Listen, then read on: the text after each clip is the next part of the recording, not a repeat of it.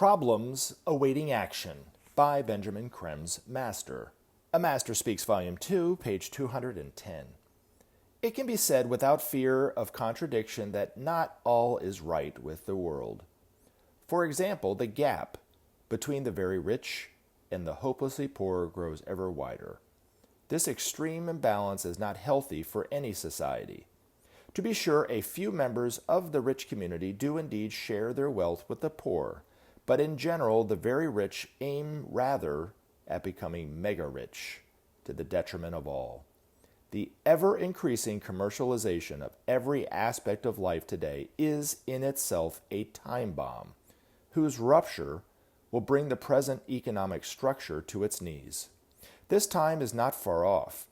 So great are the tensions caused by this deep materialism that equilibrium is strained to the breaking point.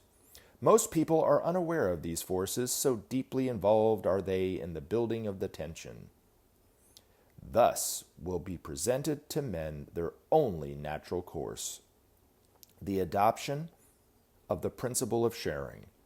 More and more humanity is being edged toward this realization, however distant as yet are they from its actual manifestation.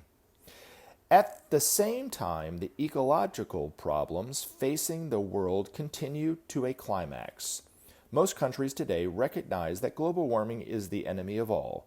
The question which divides the nations is whether and to what extent man is responsible.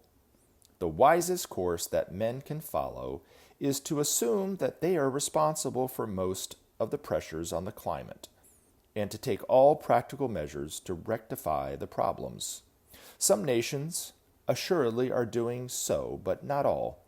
Our advice is that the actions and non-actions of humanity are responsible for 80% of the problem, and that men must, for their own and their children's sake, spare nothing in its alleviation. Be assured that we will help them, but they must play their part.